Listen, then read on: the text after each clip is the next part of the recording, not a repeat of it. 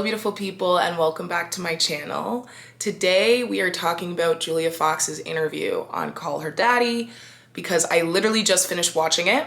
And I like that on Spotify, you can actually watch the interview, right? So you can start to kind of get the vibe of that person. I knew nothing about Julia Fox before this interview. And the first, I would say 40 minutes of the interview, I did not like her very much. She has that like kind of inauthentic Hollywood voice that a lot of famous women have. Like the Kardashians kind of talk like that when it's a lot of the yeah and like it feels performed to me. Like I don't think they actually talk like that, or they would have talked like that, you know what I mean? But then about halfway through the interview, she started to really open up and really start to get into things. Like when she started talking about being a dominatrix, I didn't know she was a dominatrix. And she started from young. Like it was like one of her first jobs as like she did it when she was a teenager, I think. She grew up in New York City, became this dominatrix, and got into a lot of trouble, got into a lot of drugs and like issues, and she said she was on probation and all of this stuff.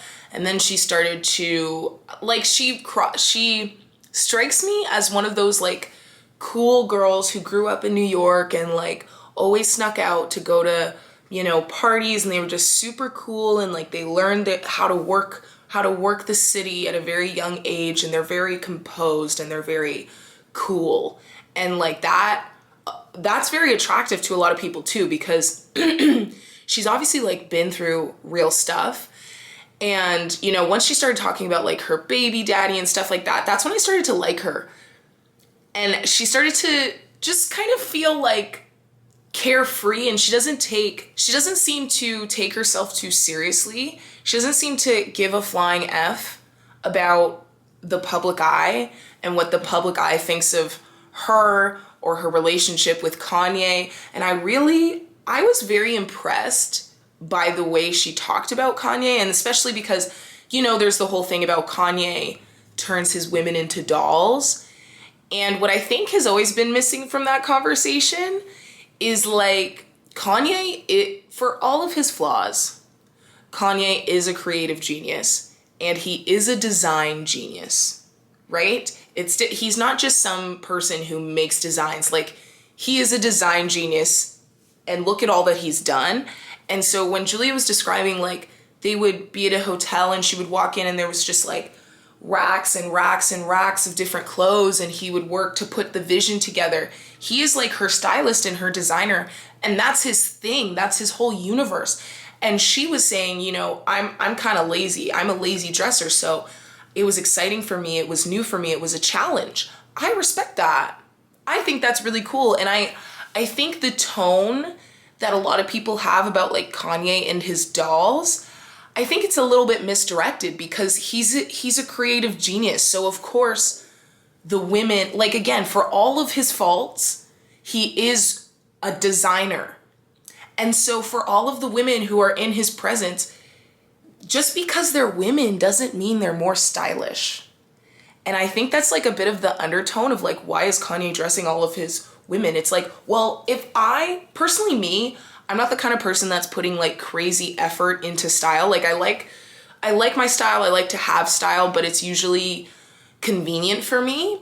So if I found myself in a relationship with a man who loves the detail and to put in work to really create a vision and put in effort that I never would, to create a completed vision that I would never have the effort or energy to do, I would be very excited by that. I would be very excited by that process. So I don't know why it has to be such a negative thing, like Kanye and his dolls. If I was her, I would want to play dress up too. You know what I'm saying? And she kind of, the way she described it, I was like, yeah, it's cool. It would be cool for someone to go into someone's creative world and just explore. That would be fun. And she's having fun, right? And so it was interesting the way she was talking about Kanye, because, Alex was asking her, are you jealous? Like with the whole Kim situation. And Julia seems so unfazed. She seems so unfazed by any of that. And she was just like, I'm grown. Like, obviously there's gonna still be some feelings there, but at the end of the day, he's with me. And I just think she doesn't give a flying F. Like, she is not intimidated by the court of public opinion in the same way that I even feel. Well, here's the thing. I was gonna say she doesn't seem tormented by the court of public opinion in the same way the Kardashians are, which I do still think is true, period. But obviously the Kardashians are elevated to a much, much, much, much higher scale than Julia. Julia's only starting to come to this level of like public eye visibility like right now because she's dating Kanye, right? But I think her background with like it sounds like she's been through it, you know what I'm saying? And she's like been around, so stuff like this just doesn't faze her. And that's why I do see a parallel between like her and Pete Davidson. Like, I think Julia is Kanye's respective Pete Davidson because they have a similar vibe to me of like, yeah, whatever. Like, if there was two people to date these people after their divorce, it would be them because they're both like, you know, they've both had some issues with drugs. They both are like New Yorkers and they both just like don't give a flying F.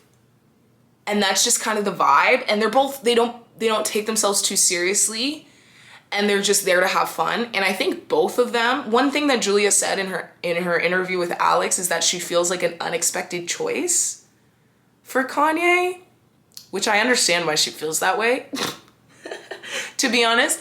But I think Pete would probably feel like that for Kim as well. I think they both feel like unexpected choices and they're just like the whimsical like one-off and they're like, hey, let's have fun while we're here. That's the vibe I get from both of them. Yeah, but the interview was very interesting and I ended up liking her. I did end up liking her. At the very beginning, I was like, I cannot stand her voice. But by the end, I was like, okay, I like her vibe. I respect it. So yeah, let me know your thoughts on Julia Fox down below, especially if you listened to the interview. I would love to get a conversation going. Please subscribe, share this video with your friends, subscribe to my podcast, subscribe to my Patreon. I will link it all down below. And thank you so much for watching. I will talk to you next time. Bye.